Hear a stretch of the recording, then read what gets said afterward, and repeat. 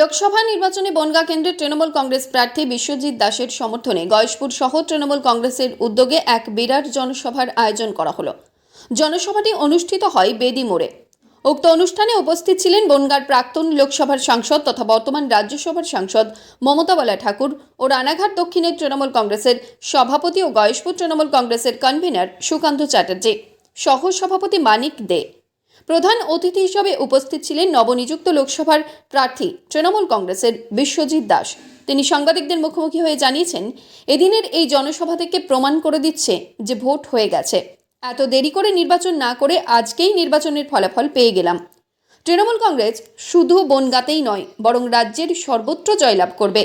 গয়েশপুরের মানুষ দুহাত ভরে আশীর্বাদ করে এই জনসভায় উপস্থিত হয়ে মুখ্যমন্ত্রী মমতা বন্দ্যোপাধ্যায়ের মনোনীত প্রার্থীকে সমর্থন করে ভোট দিয়ে মানুষের জন্য কাজ করার সুযোগ করে দিন। এর পাশাপাশি সিএএ নিয়ে রাজ্য জুড়ে তোলপাড় শুরু হয়েছে। এ প্রসঙ্গে বিজেপির উদ্দেশ্যে এক রাশ ক্ষোভ প্রকাশ করেন তিনি। আরও বলেন যে সিএএ আইন নিয়ে এসেছে, তাতে নাগরিকত্ব বাতিল করে মানুষকে পথে বসাবে। মানুষের ঘর, বাসস্থান সবকিছু বাতিল করার পরিকল্পনা নিয়েছে কেন্দ্রীয় সরকার। এর বিরুদ্ধে গর্জে উঠতে হবে জনগণকেই। আগামী দিনে এই স্বেচ্ছাচারিতার জবাব পাবে বিজেপি। জনগণ এই নির্বাচনে জবাব দেবে।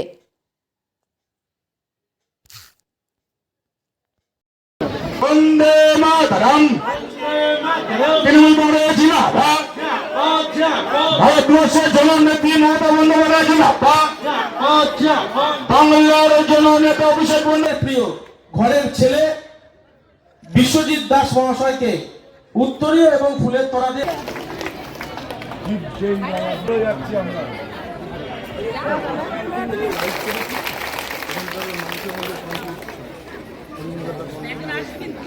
কি হলো কি এবার আমাদের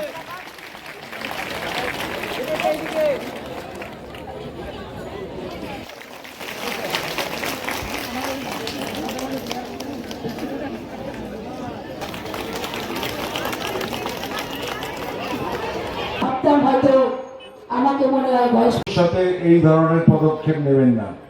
অনেক অটো টোটো তারা এখানে এসে বসে আছে। আমার কর্মীগুলো আসবে কি করে? আজকে যে কর্মীগুলো এসছে, যারা এসছে, সবার কাছে আমার বিনম্র চিত্তে কৃতজ্ঞতা। আপনারা ভাই প্রত্যেকটা ব্যাপারে, প্রত্যেকটা সভায় আপনারা গয়েশপুরের সঙ্গে আছেন, পাশে আছেন। গতবারে ছিলাম একই না, জিতেছিলাম।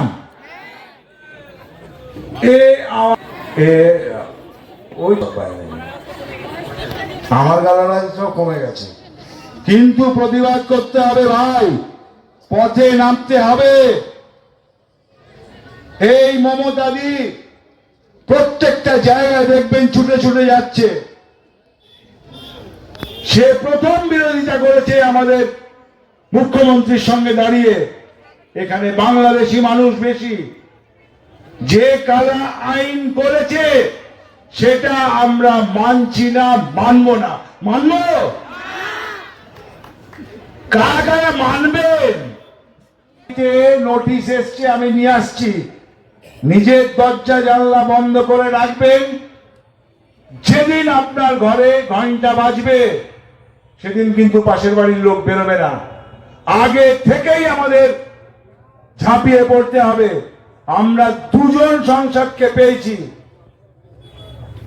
আমরা মাননীয় বিশ্বজিৎ দাস মহাশয়কে ধরে নিয়েছি, জিতবেই, জিতবই আমরা। কোন সারা আটকাতে পারবে না নরেন্দ্র মোদীর বাবা। জিতব। আপনাদের ঝাঁপাতে হবে। প্রত্যেকটা বাড়িতে বাড়িতে গিয়ে গিয়ে কি মুড়ি বাদাম দিয়ে আসছে। কোথায় অযোধ্যা মন্দির করেছে, কি করেছে। এবং আপনার শিওরে সমন শনি গতকালকে একজন আত্মহত্যা করেছে। এটা কি জানেন? জয় বলুন। সে দুঃখে,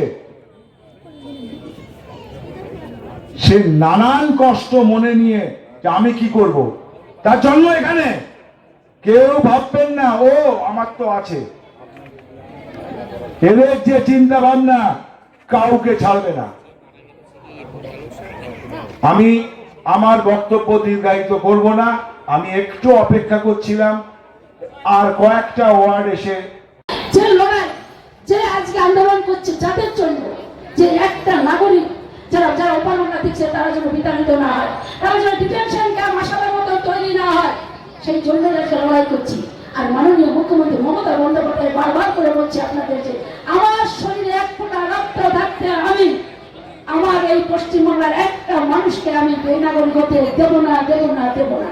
তাহলে কার মানুষের ভালোবাসা, মানুষের আশীর্বাদ, মানুষের কাজ করার সুযোগ দিয়ে তৈরি করতে পারে হচ্ছে একবার তৃণমূল কংগ্রেসের ৩,০০০ বেশি সময় ধরে গোলামে পরিণত করে রেখেছিল এই কঠোর হিন্দুবাদীরা, যারা আজকে হিন্দুত্ব হিন্দুত্ব করে আপনাদের কাছে এসছে, ভোটের জন্য আপনাদের কাছে আসে, আপনাদের বলছে এই দেশটা মুসলমানের হয়ে যাবে, আপনারা আমাদের কাছে আসুন, আমরা এই দেশটাকে আমরা হিন্দুত্ব দেশ করব। আপনার শিডিউল কাস্টের রক্ত ৯০ লক্ষ লোক সেই কঠোর হিন্দুবাদীর জন্য মুসলমান হয়েছিল।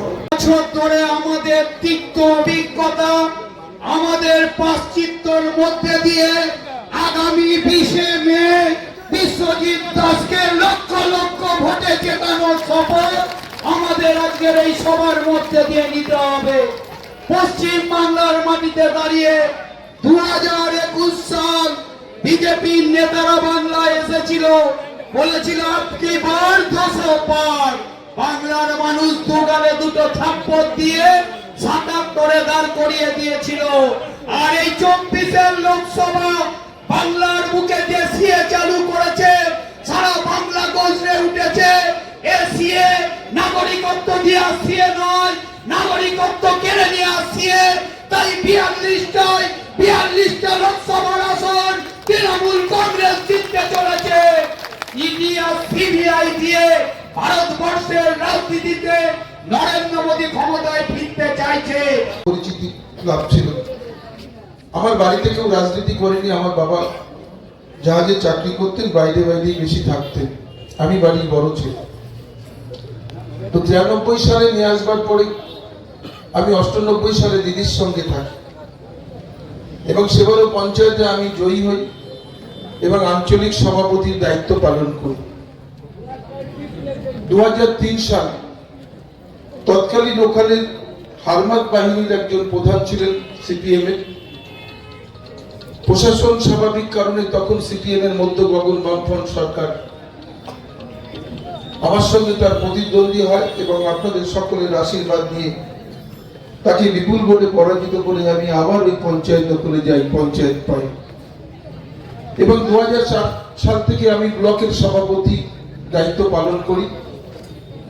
আবার 2008 সালে এমন এক সন্ধিক্ষণে আবার আমার সামনে সিপিএম এর ব্রাঞ্চ কমিটির সম্পাদক পঞ্চায়েত সমিতিতে প্রতিদ্বন্দ্বিতা করেন এবং আপনাদের সকলের আশীর্বাদ নিয়ে আমি আবার তাকে পরাজিত করে বনগাঁ পঞ্চায়েত সমিতির কর্মাধ্যক্ষ হই। সেই সময় দাঁড়িয়ে আমার যে কোনো সময় আমার মৃত্যু হতে পারে। একদিকে মাছ পরিয়ে নিয়ে আসা, যে আপনার হচ্ছে ধর্ষণ কেসের আসামিকে এই যে রাজ্যে করে, এই যে তারাই আবার এসে এখানে বলছেন যে এই ধরনের কথাবার্তা। শুভেন্দুকে এখনও অনেক কিছু বুঝতে হবেন। ও এখন কোনো রকম বা টিভিতে থাকার জন্য রাজনীতি করছেন। সেই শুভেন্দু আর এই শুভেন্দুর মধ্যে আকাশ পাতাল তফাৎ। আজকে আর সেই শুভেন্দু নেই, শুধু বিজেপির কাছে একটা পুতুল হয়েছেন, রিমোট কন্ট্রোলকে পরিচালিত হচ্ছেন আর নিজে শুধুমাত্র টিভিতে থাকবার জন্য করছেন। ওর সঙ্গে কোনো মানুষও নেই। ওর আর সেই জনজোয়ার যেখানে ছিল কোথায় হারিয়ে গেল। মমতা বন্দ্যোপাধ্যায় ওকে তৈরি করেছিলেন, তাই মমতা বন্দ্যোপাধ্যায় সরে আসার পরে ওর কাছে আর কিছু নেই। মানুষের কাছে যাচ্ছেন, গার্ডেন রিচ বহুতল বিপর্যয় নিয়ে তুলে ধরছেন যে সেখানে বড়সড় দুর্নীতি হয়েছে। দেখুন, আমাদের রাজ্যে কোনো ঘটনা ঘটলে তার পক্ষানুগ তদন্ত হয় এবং গ্রেপ্তার হয়, যেটা ভারতবর্ষের বাইরে অন্য বিজেপি শাসিত কোনো রাজ্যে হয় না। এই রাজ্যে তার সমস্ত যে কেউ অন্যায় করলে সে দলের যে কেউ হোক না কেন তাকেও রেয়াত করে না মুখ্যমন্ত্রী। বিগত দিনের রেকর্ডগুলো দেখলে আপনারা বুঝতে পারবেন এই রাজ্যের মুখ্যমন্ত্রী এমনই একজন। আপনি বিগত সময় 3-3বারের বিধায়ক, এবার আপনি এমপি ভোটে দাঁড়াচ্ছেন এবং সেখানে দাঁড়িয়ে যার আপনার প্রতিপক্ষ শান্তনু ঠাকুর, কীভাবে দেখছেন? দেখুন, শান্তনু ঠাকুর ভোটে দাঁড়ানোতে আমাদের কাজটা আরও সহজ হয়েছে, কারণ তিনি জনমানুষের বিচ্ছিন্ন একজন মানুষ।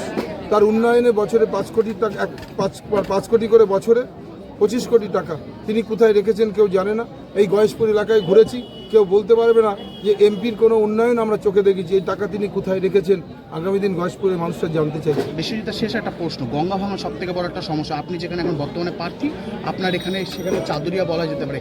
আগামী দিনে যদি আপনি জয়ী হয়ে আসেন, সেই জায়গাগুলো কিভাবে দেখছেন? নিশ্চিতভাবে আমরা বলি অনেক কাজ মুখ্যমন্ত্রী করেছেন, অসাধ্য কাজ কল্পনা করতে পারিনি। 34 বছরে বামফ্রন্ট সরকার ক্ষমতায় থাকার সময় অনুন্নয়নের পশ্চিমবাংলা তৈরি করেছিলেন।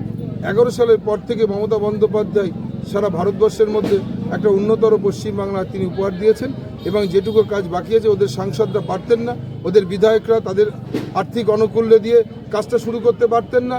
কেন্দ্রে ওরা সরকার রয়েছে, তার কাছ থেকে টাকা নিয়ে এসে বা তার কাছ থেকে এই প্রকল্পটাকে অনুমোদন করাতে পারতেন না। আমি দেখলাম আমাদের ওখানে ইছামতি সংস্কারের নাম করে 100 কোটি টাকা নিয়ে এসছে। অন রেকর্ড আপনাদের কাছে বলছি, 10 দিন কাজ করে 10 লক্ষ টাকার কাজ করেনি, সে 100 কোটি টাকা লুপাট করেছে। এই যাদের মানসিকতা, তারা কোনো কাজ করতে পারে না। এমন একজন সাংসদ যে এখানে নদী ভাঙনে যেটি উদ্বোধন করে দিয়ে পালিয়ে গিয়েছেন, সেটাও আমরা জানি। যে কাজ এলাকার মানুষ চাইছেন আগামী 2 বছরের মধ্যে সেই কাজ সম্পূর্ণ করে তবে 26 সালে বিধানসভায় নির্বাচন দায়িত্ব সহকারে কথা বললাম। আমি চিনি বাংলার মুখ্যমন্ত্রী বিগত 3 বারের বিধায়ক হিসাবে কিভাবে কাজ করতেছে। আমার এলাকায় খোঁজ দিলে জানবেন, যেখানে বিধায়ক উন্নয়ন তহবিলের টাকাতেও ইলেকট্রিক চুল্লি তৈরি করা হচ্ছে টাকা বছরে। অনেক কাজ করতে পারতেন, কিন্তু ওনারা কাজ করতে আসেনি। ও এসেছিল এখান থেকে কিছু পয়সা তুলে নেবার জন্য, সেটা নিয়েছেন এইমসের চাকরি দেওয়ার নাম করে। তদন্ত করে দেখুন না, কোটি কোটি টাকা তুলেছে, গরিব মানুষকে আত্মসাৎ করেছে, তাদের একটা এজেন্সির চাকরি দেওয়ার নাম করে। এই গয়েশপুর কল্যাণী থেকে শুরু করে বনগাঁর বিস্তীর্ণ এলাকা দিয়ে এখানে কোনো একজন বিজেপির মানুষকে চাকরি দিয়েছে? কথা বলে দেখুন না, টাকা ছাড়া কি করেছে। আমরা কথা বলেছি, আগামী দিন শ্বেতপত্র প্রকাশ করব, বুঝিয়ে দেবো যে কত কোটি কোটি টাকা শুধু এখানে চাকরি দেওয়ার নাম করে এইমসের থেকে ও তুলেছে, শুধু একটা এজেন্সির চাকরিতে। আগামী দিন মানুষ মুখিয়ে আছেন সময়ের অপেক্ষা।